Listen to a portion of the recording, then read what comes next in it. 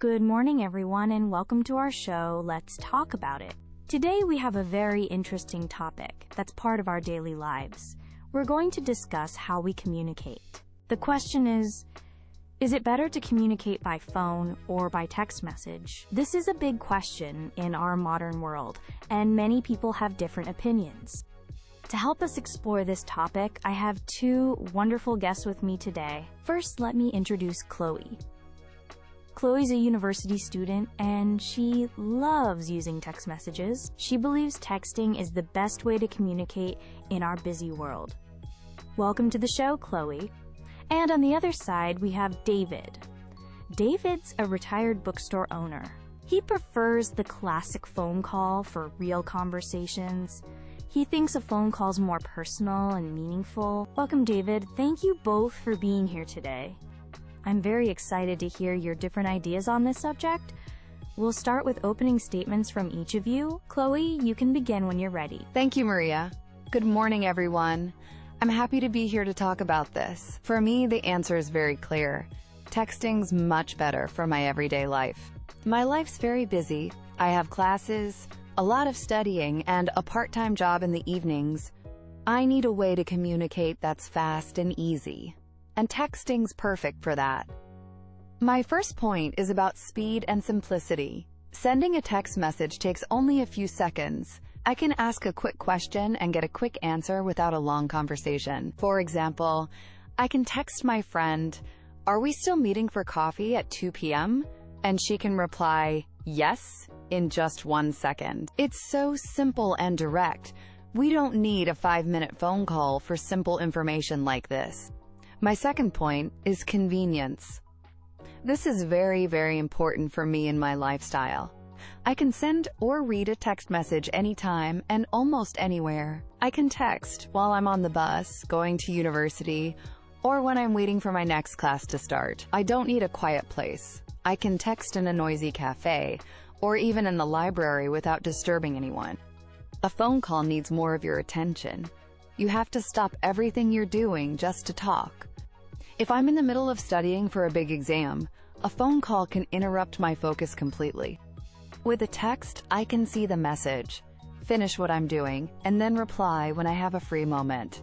This makes my day much less stressful because I can manage my time and my conversations better. My third point is that texting gives you a record of your conversation. This is so helpful. I often go back to read my old messages to find information. I use it like a notebook. If my friend gives me her new address in a text, it's saved on my phone. I don't need to find a pen and paper to write it down. If my mom sends me a list of things to buy from the supermarket, the list's right there in our conversation. I can check it easily when I'm at the store. I never forget the milk or bread because the list's with me. For my university study group, we share all our important information by text. We have a clear record of all the project details, the deadlines, and who needs to do what. This helps our group stay organized, and it helps us avoid mistakes or confusion. So to summarize my view, texting's fast, it's convenient, and it gives me a helpful record of important information. For my busy lifestyle as a student, it's the best and most practical way to communicate. It helps me stay connected with everyone easily. It's the modern choice for a modern life. Thank you. Thank you, Chloe. Those are very clear points. Now let's hear the other side of the argument. David, what are your thoughts on this topic? Thank you, Maria, and good morning to you and to Chloe. It's a pleasure to be here. I listened to Chloe's points, and I understand why texting is popular, especially with young people. But I believe that in our search for convenience, we're losing something very important: real human connection. For me, a phone call will always be better for a true conversation. Communication isn't just about sending information from A to B. It's about connecting with another person on a deeper level. My first point is that phone calls are personal. When you hear a person's voice, you feel closer to them. You can hear the smile in their voice when they tell you good news. You can hear their excitement and their energy. You can also hear if they're tired or sad, even if they say everything's okay. The voice carries so much emotion. A text message is just black and white words on a screen. It can feel cold and distant without any personality.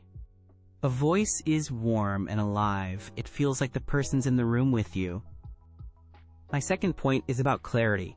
A conversation on the phone's much clearer and reduces misunderstandings.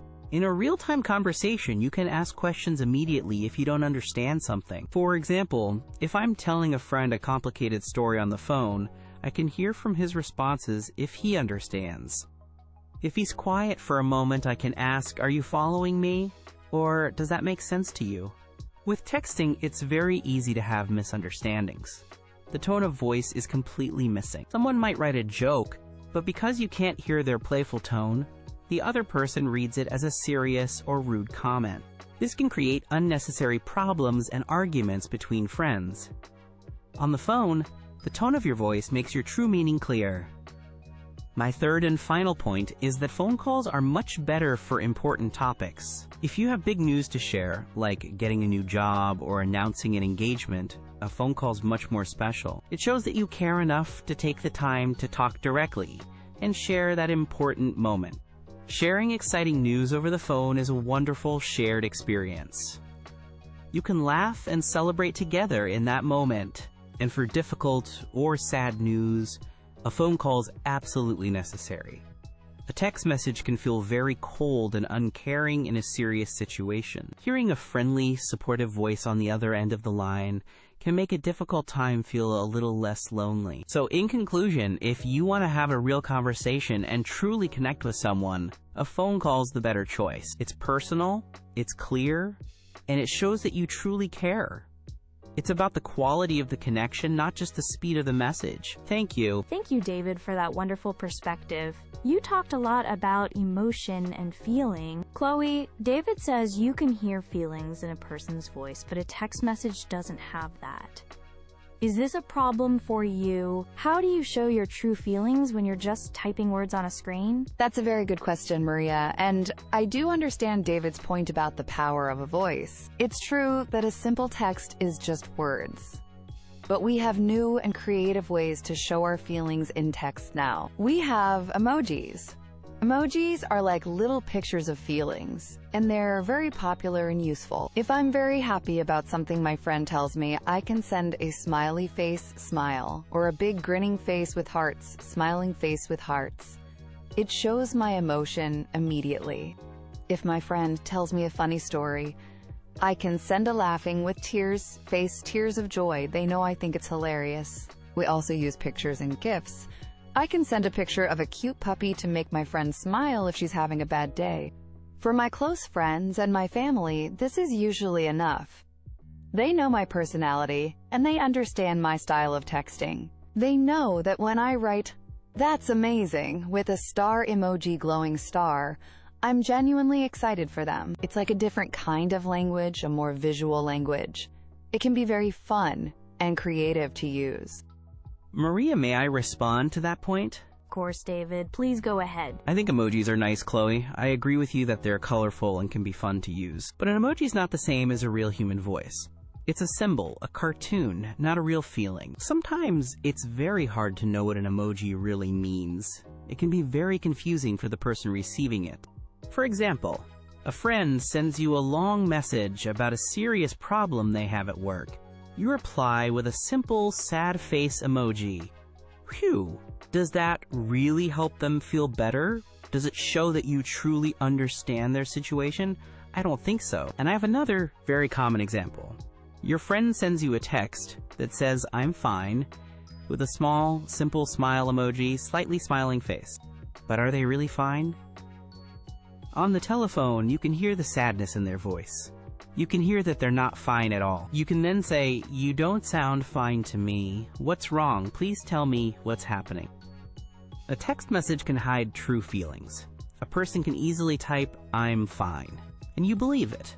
But they're secretly sad or need a friend to talk to. The human voice often tells the true story. An emoji can sometimes hide it behind a simple picture. That's a strong point about honesty and true feelings, David. It's certainly something to consider. Let's change the topic a little bit now. Let's talk more about convenience. Chloe, in your opening statement, you said, texting is good because you can answer anytime. David, Chloe feels that phone calls can interrupt people when they're busy or concentrating.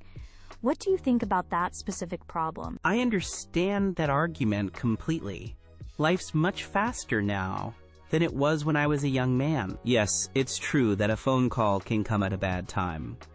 I've been in the middle of reading a very good book, and the telephone rings. I understand that feeling of being interrupted when you're focused on something, but I don't think it's a big problem. The solution's very, very simple. If you're busy when someone calls you, you don't have to answer the phone, you can let it ring.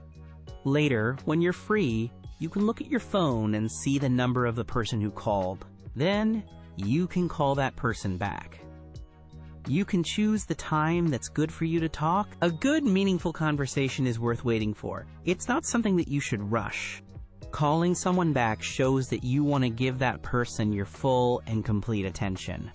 That's a form of respect. I see your point, David, but my experience is a little different. Calling back takes more time and also more energy. My days are very structured and full. I have classes from the morning to the afternoon, and then I have homework and studying in the evening. Finding a time when both I and my friend are free for a phone call can be very difficult. We often play phone tag.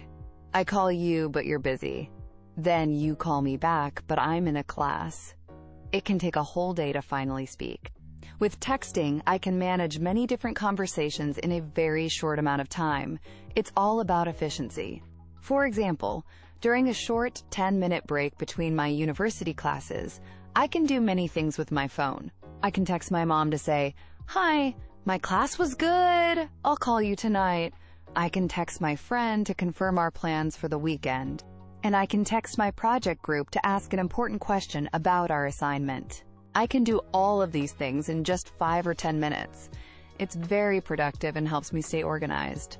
To have 3 separate phone calls for these things isn't possible in such a short break. Texting allows me to keep all the important connections in my life active, even when I have very little free time to talk. Thank you both. Those are excellent points on both sides. It's now time for our closing statements. Chloe, you can go first. Please give us your final summary. Thank you, Maria. To conclude, I strongly believe that texting is the right and best choice for our modern world. I want to quickly summarize my key points. First, texting's fast and efficient. It's perfect for making plans, asking quick questions, and sharing small pieces of information without wasting time. Second, it's incredibly convenient.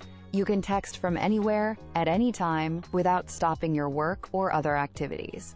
You can reply when you're ready, which gives us control over our own time and reduces daily stress. And third, you have a written record of everything.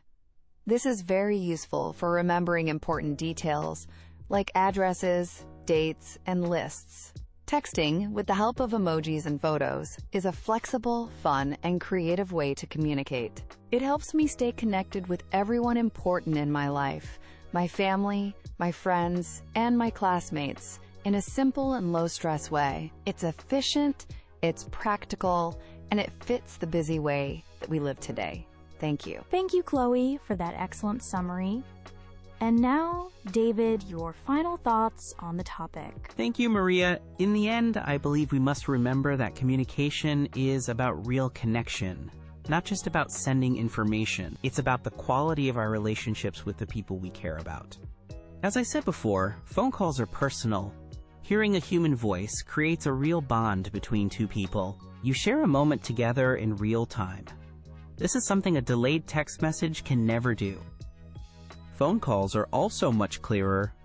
The tone of your voice helps you understand the true meaning and emotion behind the words. This clarity prevents the small misunderstandings that can sometimes hurt friendships. And finally, for any conversation that's truly important, for sharing great joy, for offering comfort in sad times, for making a big life decision, a phone call shows respect and deep care. A text is for information. A phone call is for a real conversation. So my final thought for everyone listening today is this. For any moment that you want to truly share with another person, for any time you want to connect with your heart, please pick up the phone. A human voice connects people in a special way that words on a screen never will. Thank you. Thank you, David, and thank you, Chloe, for this very interesting and thoughtful discussion. You have both given us and our audience a lot to think about today. Chloe has shown us why texting is so practical and useful for a fast and busy life. It's efficient, convenient, and a great tool for staying organized. And David has reminded us of the great importance of human connection, the warmth of a voice, and the emotional clarity that comes from a real conversation. Both of you have made very good points. Perhaps the best solution is to find a healthy balance between the two methods. So to our audience at home, what do you think? The next time you want to talk to someone, will you send a text or will you make a call? The choice is yours. Thank you for watching Let's Talk About It. Goodbye for now.